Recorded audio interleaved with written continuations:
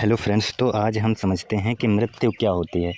देखो, मृत्यु इसलिए समझना इम्पोर्टेंट हो जाता है क्योंकि मृत्यु के द्वारा बहुत ज़्यादा सुपरस्टिशंस हमारे देश में फैले हैं। क्योंकि मृत्यु को सही से ना समझना ही सुपरस्टिशंस का कारण हो जाता है। क्योंकि मृत्यु के समय लोग क्या क्या बकवास करते हैं कि किसी की मृत्यु हो गई है तो वहाँ मत जाओ, वहाँ जाओगे तो अशुभ हो जाओगे, या वहाँ जाने के बाद आओ तो स्नान कर लो। ऐसी बातें, मतलब ऐसी प्रचलित मान्यताएँ हैं। मतलब यहाँ देखा जाता है कि मरने के बाद घर की शुद्धि भी कराई जाती है। मतलब इतनी बकवास की चीज़ें भरी हुई है।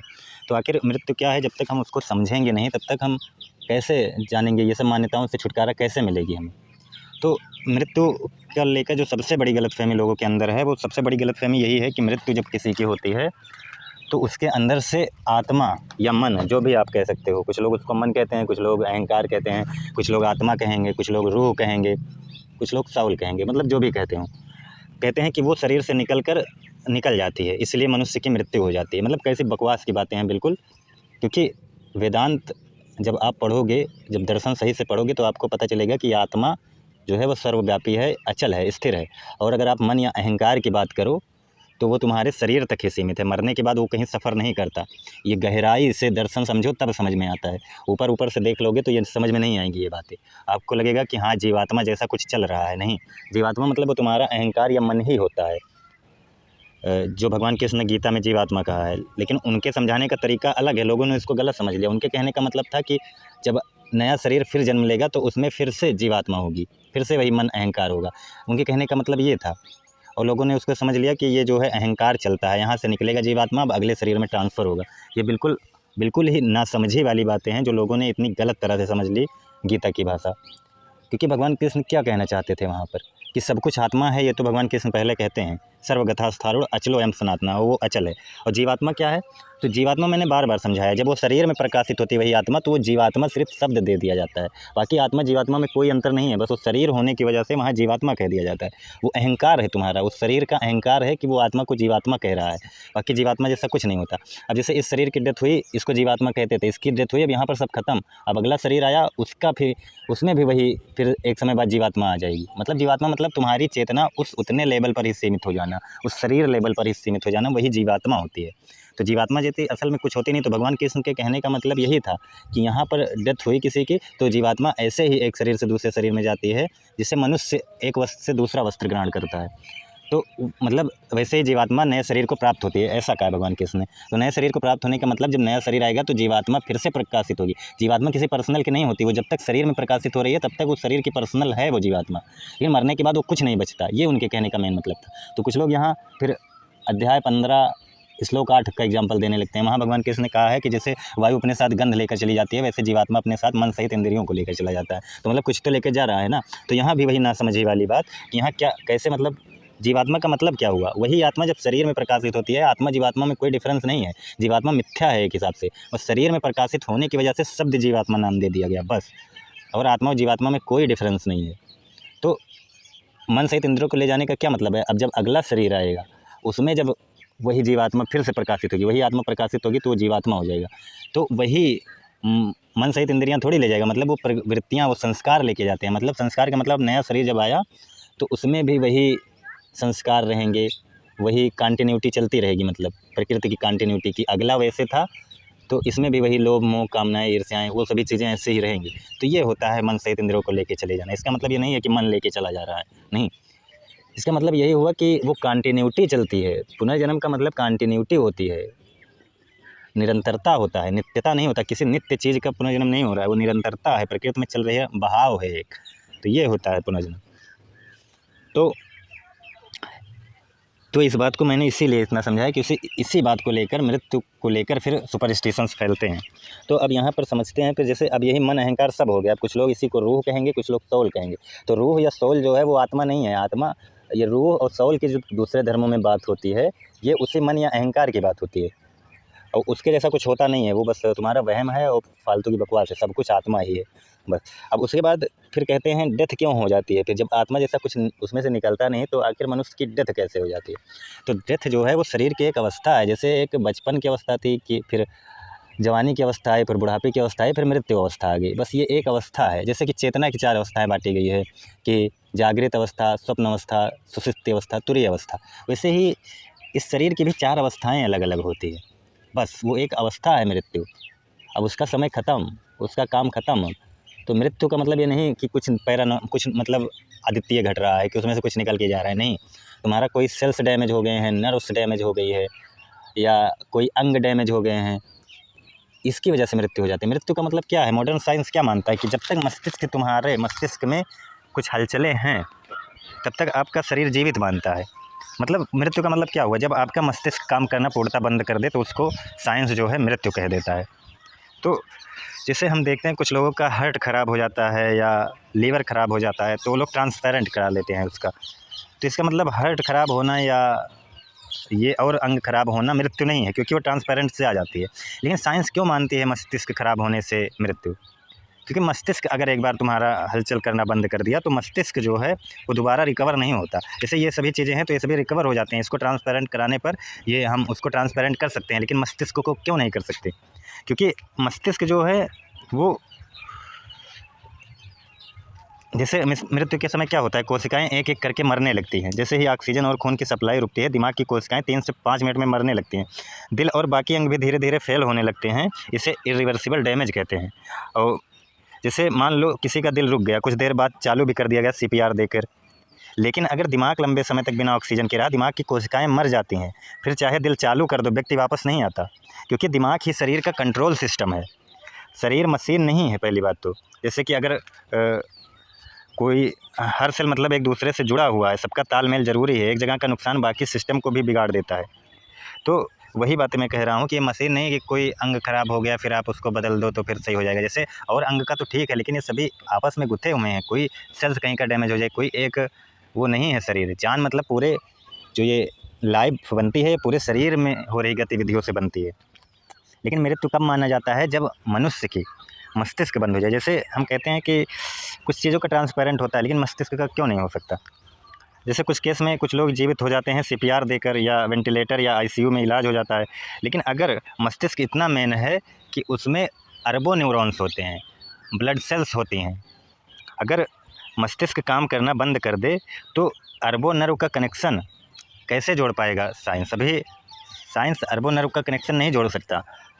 मस्तिष्क है तो पूरा कंट्रोल सिस्टम है। अगर मान लो किसी नया मस्तिष्क किसी का लगा भी दिया तो उसमें अलग भावनाएं, अलग विचार। पहली बात तो ये बहुत मुश्किल काम है, ये अभी तक हो ही नहीं पाया है, वो होना भी मुश्किल है। तो पहली बात इतने नर्व जोड़ना, उसके बाद उस मस्तिष्क की अलग भावनाएं, सब कुछ, और नर्व जोड़ना वो भी 1-2 मिनट के अंदर, वो बहुत ही मुश्किल काम है। तो इसीलिए मस्तिष्क की मृत्यु को ही मृत्यु कहते हैं। और शरीर के अंग, किसी भी अंग की मृत्यु होती है तो देखो उसका ट्रांसपेरेंट हो जाता है। कोशिका मृत्यु के समय क्या होता है, हर एक कोशिका धीरे धीरे मरने लगती है। 2 से 5 मिनट के अंदर सभी कोशिकाएं की मृत्यु हो जाती है। बस यही है मृत्यु। मृत्यु के समय कुछ पैरानॉर्मल नहीं होता कि तुम्हारे शरीर से कुछ निकल के चला गया, कुछ आत्मा थी वो निकल गई, नहीं, ये बिल्कुल गलत है। जब दिमाग लंबे समय तक बंद रहता है, कोशिकाएं मर जाती है, उनका स्ट्रक्चर ही खत्म हो जाता है, उसे रिपेयर नहीं किया जा सकता, क्योंकि स्पेयर पार्ट नहीं है वो कोई, वो ब्लूप्रिंट नहीं है कि वही पुरानी यादें कनेक्शन वापस बन जाए। तो वही बातें वैज्ञानिक इस पर कोशिश भी कर रहे हैं कि stem cells brain repairs nature interface. अभी तक पूरा ब्रेन रिप्लेस करना या डेड ब्रेन को रिवाइव करना संभव नहीं हो पाया है। तो दिमाग के हर हिस्से का अलग अलग काम होता है। सोच, यादें, मांसपेशियों को कंट्रोल करना, भावनात्मक संतुलन, ये जो है दिमाग का अलग अलग काम होता है। नर्व्स की जटिलता का ये काम नर्व कनेक्शन के माध्यम से शरीर तक पहुँचते हैं। नर्व का हर लिंक बिल्कुल सही जगह होना चाहिए। दिमाग अगर मदरबोर्ड है, शरीर पूरा इलेक्ट्रॉनिक सिस्टम। अगर एक भी वायर गलत लग जाए, मोटर, हाथ पैर का कंट्रोल बिगड़ जाएगा। तो वही बात है कि अरबों नर्व्स हैं, सिर्फ आँख से देखने पर भी लाखों कनेक्शन हैं। हर कनेक्शन यूनिक है, हर व्यक्ति के शरीर का वायरिंग अलग है। माइक्रोस्कोपिक स्केल पर डैमेज डेड न्यूरॉन्स कभी वापस नहीं आते। कोऑर्डिनेशन चाहिए, सिर्फ जोड़ना ही नहीं, फंक्शन भी ठीक होना चाहिए। मतलब ये नहीं है कि अगर मस्तिष्क की तुम्हारी डेथ हो गई है तो तुम उसको बदल सको, ये बहुत कठिन है, क्योंकि आपको सभी न्यूरॉन्स जोड़ने पड़ेंगे, सभी ब्लड सेल्स जोड़ने पड़ेंगे, बहुत मतलब मुश्किल काम है। और दिल का ट्रांसपेरेंट हो सकता है, किडनी लीवर का ट्रांसपेरेंट हो सकता है, लेकिन दिमाग के मामले में सारे सेंसरी और motor nerves, automatic nerves, memory, identity connection सब जोड़ने होंगे। ये सिर्फ मेजर आर्टरीज या वेंस नहीं है, बल्कि अरबों छोटे वायर्स हैं जो हर अंग और मस्तिष्क के हिस्से से जुड़े होते हैं। तो वही बात यहाँ पर, ये तुम सोचो कि मस्तिष्क जोड़ना, तो ये बहुत कठिन काम हो जाएगा। और मस्तिष्क पूरे शरीर का कंट्रोल सेंटर है। इसमें 3 मुख्य भाग होते हैं, इसको थोड़ा समझ लें। ब्रेन प्लस स्पाइनल कॉर्ड, या मुख्य इन्फॉर्मेशन हाईवे है, इसे में थॉट और मेमोरी कंट्रोल करता है। और पेरिफेरल नर्वस सिस्टम PNS मतलब spinal nerves plus cranial nerves, ये 2 तरह के होते हैं। पहला सोमैटिक नर्व सिस्टम मांसपेशियों और कॉन्शियस मूवमेंट के लिए, और दूसरा होता है ऑटोनॉमिक नर्वस सिस्टम दिल, किडनी, पाचन, लंग्स, ब्लड वेसल के लिए। अब यहाँ पर ऑटोनॉमिक जो है ANS वो है सिम्पैथिक, जैसे स्ट्रेस एड्रेनालाइन हार्ट बीट बढ़ाना इसके लिए, और पैरासिमेट्रिक rest digestion energy conservation in सब के लिए। तो मस्तिष्क से शरीर तक का मुख्य कनेक्शन जो है कुल 12 जोड़ी क्रेनियल नर्व होती है। कुछ इंपॉर्टेंट जैसे वैग्यू नर्व दिल, फेफड़े, पेट तक कंट्रोल, आकुलो मोटर फेशियल आँख की चेहरे मांसपेशियों का कंट्रोल, और ग्लोसोफेरिंजियल टेस्ट और थ्रोट का कंट्रोल। और स्पाइनल नर्व जो होती है रीढ़ की हड्डी से जो जुड़ी होती है, शरीर के हर हिस्से में जाती है। मोटर नर्व्स मांसपेशियों को चालू करती है, सेंसरी नर्व्स सेंसन ब्रेन तक पहुंचाती है। अब दिल, किडनी, लीवर के लिए भी अलग अलग नर्व्स होते हैं, मतलब इन ऑर्गन्स को मस्तिष्क से सिर्फ बेसिक सिग्नल चाहिए, डिटेल कनेक्शन नहीं। इसलिए ट्रांसपेरेंस में काम हो जाता है, जैसे दिल, किडनी, लीवर इन सब में ट्रांसपेरेंट हो जाता है, लेकिन मस्तिष्क में नहीं होगा। ब्रेन ट्रांसपेरेंट में हर नर्व एवरी टिनिक connection plus identity plus memory जोड़ना पड़ेगा, जो कि अभी असंभव है। और एक बात और समझ लेना, यहाँ नर्व अलग चीज़ है। नर्व मतलब होता है इलेक्ट्रिक सिग्नल, एक हिसाब से जो इलेक्ट्रिकल सिग्नल होता है। नस जो होती है वो ब्लड वेहिकल्स होते हैं, तो दोनों अलग अलग चीज़ें होती हैं। तो वही बातें मैं कह रहा हूँ कि मृत्यु का मतलब हुआ तुम्हारे सेल्स का डैमेज हो जाना, तुम्हारे मस्तिष्क के सेल्स का डैमेज हो जाना, मस्तिष्क तक ब्लड ना पहुँचना, या मस्तिष्क में ऑक्सीजन ना पहुँचना, या किसी शरीर के अंग का डैमेज हो। जैसे हार्ट अगर आपका डैमेज हो गया तो वो भी मस्तिष्क तक ब्लड नहीं पहुँच पाएगा। हार्ट डैमेज हुआ है लेकिन आप मरे नहीं हो उस समय, तो नया हार्ट अगर सही समय पर लग जाता है तो वो मनुष्य बच जाता है। वैसे ही किडनी या कुछ भी शरीर का कोई भी अंग खराब हो जाए तो उसका ट्रांसपेरेंट हो सकता है, लेकिन अगर जैसे कुछ होता है, जैसे एक बीमारी है क्या कहते हैं उसको, जिसमें मतलब कोशिकाएं मरने लगती हैं, तो अगर जब आपकी कोशिकाएं ही मरने लगे तब भी आपके उस हिस्से को या फिर काट कर निकाल दिया जाता है। और एक बात, तो इसीलिए मैं कह रहा हूँ मस्तिष्क इसीलिए इम्पोर्टेंट हो जाता है। अब या फिर कुछ लोग कहेंगे कि मस्तिष्क में ही आत्मा रहती है, तो ये और भी बड़ी बेवकूफ़ी की बात है। मस्तिष्क में कोई आत्मा नहीं होती। मस्तिष्क, मन, विचार, ये सभी चीज़ें माहौल से बनते हैं। मतलब जो जैसा आपका माहौल होगा वैसा आपका मन बनेगा, और मन जैसा बनेगा वैसे ही मस्तिष्क आपका न्यूरॉन मतलब क्या कहते हैं उसको, हार्मोन रिलीज करेगा, वो शरीर आपकी वैसी ही प्रतिक्रिया देगा। मतलब ये सब पूर्णतः तुम्हारे माहौल और प्रकृति पर निर्भर है, इसमें कोई जादुई चीज़ नहीं होती है। ये चीज़ें मैंने बार बार बताई है। तो मस्तिष्क में आत्मा होती है, ये बेवकूफ़ी होगी। कुछ लोग कहते हैं दिल में आत्मा होती है, तो दिल तो ट्रांसपेरेंट हो जाता है, दिल में आत्मा नहीं होती। वो उसका समझाने का मतलब होता है, दिल अगर कोई कह रहा है तो मतलब प्रेम कह रहा है, और यहीं पर भगवान या आत्मा होते हैं। इसका मतलब है कि आपके प्रेम जहाँ होगा, प्रेम की डेफिनेशन समझ लेना, तो इसको समझना, प्रेम जहाँ होगा वहीं ईश्वर का वास होता है। बस ये सांकेतिक है, समझाने के लिए है। तो आत्मा शरीर में थोड़ी होती है, वो शरीर में भी है, शरीर से रहित भी है। आत्मा तो सभी जगह है, वो सर्वव्यापी है। सर्वखलमिदं ब्रह्म, सब वही आत्मा है, वयम आत्मा ब्रह्म।